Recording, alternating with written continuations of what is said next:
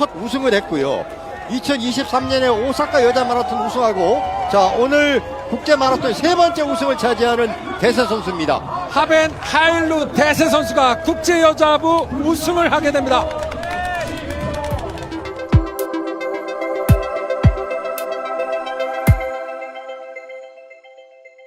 ኢትዮጵያውያን በደቡብ ኮሪያ በተደረገው የማራቶን ውድድር ደረጃውን በሙሉ ተቆጣጥረውታል።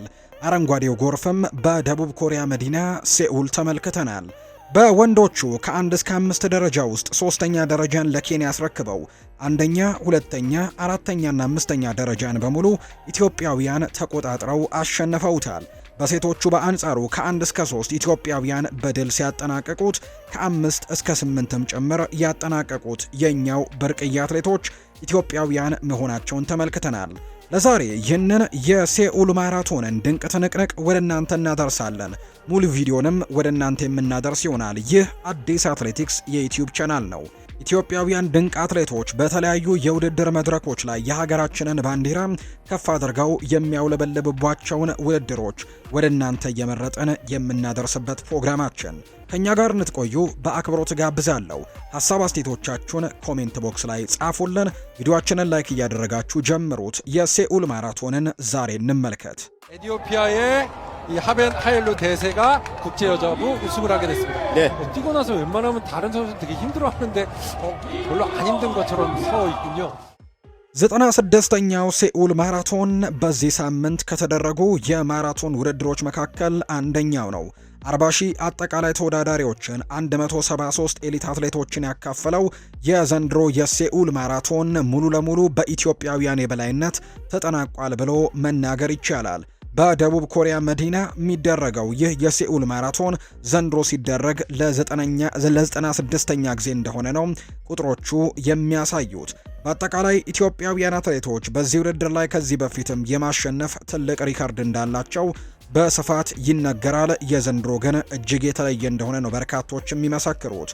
በርካታ አትሌቶች በተካፈሉበት የወንዶች ውድድር ኢትዮጵያውያን በበላይነት አጠናቀውታል። ከአንደኛ እስከ አምስተኛ ባለው ስፍራ ውስጥ ሶስተኛ ደረጃነቱን ለኬንያ አስረክበው አንደኛ፣ ሁለተኛ፣ አራተኛና አምስተኛ ደረጃን በእኛው በሀገራችን ብርቅዬ አትሌቶች በአንደኝነት የተጠናቀቀ ውድድር ሆኗል። ሀፍቱ ተክሉ 2 ሰዓት ከ04 ደቂቃ ከ22 ሰከንድ በመግባት የኢትዮጵያን ባንዲራ ከፍ አድርጎ አውለብልቧል የወርቅ ሜዳሊያውን በማሸነፍ።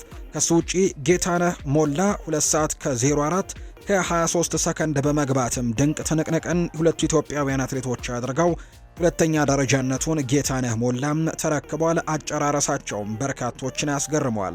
ሶስተኛ ደረጃን ይዞ ያጠናቀቀው የኬንያው አትሌት ጂልበርት ኪቤት ሲባል 2 ሰዓት ከ04 ከ31 የገባበት ሰዓት ነው።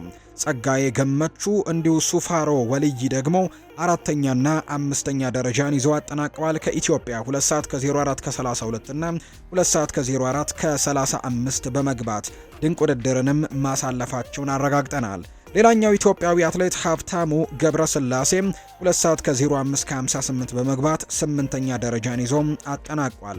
በአጠቃላይ በወንዶች ውድድር ኢትዮጵያውያን አትሌቶች ድንቅ ድልን አስመዝግበውበት የወጡበት ውድድር ሆኖን ይጠናቀቀው። በሴቶቹም ቢሆን ኢትዮጵያውያን በጭራሽ ሊቀመሱ አልቻሉም። ከአንደኛ እስከ 3ኛ ድረስ በሙሉ ተቆጣጥረው ታሸንፈውታል። ሄቨን ኃይሉ ደሴም አንደኛ ደረጃን ይዛ ስታጠናቀቅ የፈጀባት ሰዓትም 2 ሰዓት ከ19 ከ09 ነው። በቀለች ጉደታ 2 ሰዓት ከ19 ከ39 በመግባት ሁለተኛ ደረጃን ይዛ አጠናቃለች። ቦሰና ሙለታ ደግሞ እንዲሁ 2 ሰዓት ከ19 ከ43 በመግባት ሶስተኛ ደረጃን ይዛ ማጠናቀቅ የቻለች የኛው አትሌታችን ናት።